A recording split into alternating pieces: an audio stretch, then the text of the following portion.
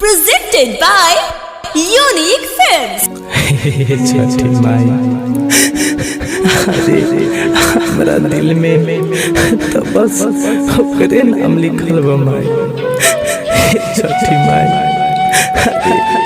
आज हमार बगली हमके छोड़ के चल गई छठी माई, लेकिन बगली के बिना हमसे जिंदगी कैसे जियल जाई माई।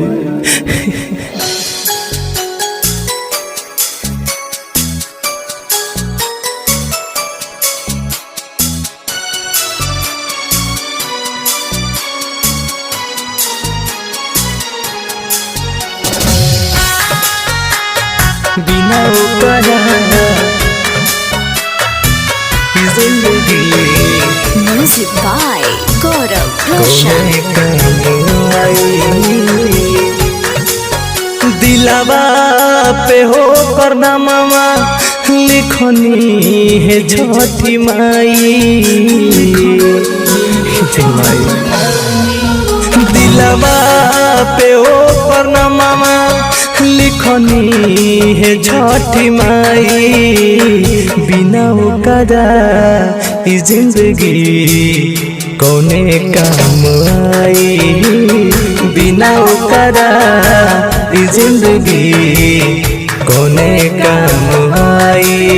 दिलावा पे ओकरा मामा लिखनी है छठी माई।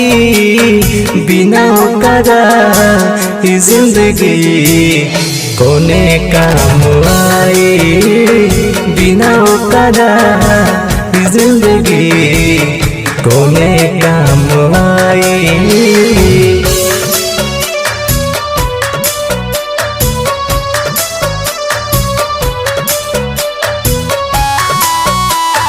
बिना ओकरा ई जिंदगी कौने काम आई। मन करे कि जानते जदि माई अभी तहारा घाट पर कोइले बियाहू सीधा लट है माई हमारा हाट पर। मन करे कि जानते जदि माई अभी तहारा घाट पर कोइले बियाहू सीधा लट है माई हमारा हाथ पर। धड़कन में ओके रखनी कई दिहलस बेवफाई। धड़कन में ओके रखनी कई दिहलस बेवफाई।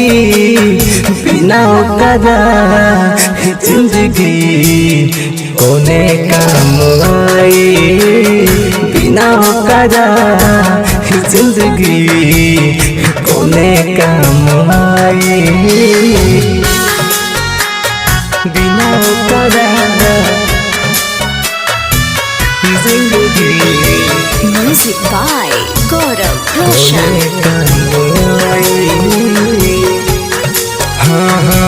प्यारो पे उनका कोई नहीं भरोसा कदी होली घात हो। तू ही बता बहे छठी माई जी कैसे पड़े कहास हो। प्यार पे उनका कोई नहीं भरोसा कदी होली घात हो। तू ही बता बहे छठी माई जी कैसे पड़े कहास हो। कहवा घायल मेरे तुंजे ई दुनिया छोड़ के जाई। कहवा घायल मेरे तुंजे ई दुनिया छोड़ के जाई। बिना ओकरा जिंदगी कौने काम आई। बिना ओकरा जिंदगी कौने काम आई। Bombay digital recording studio Chhapra.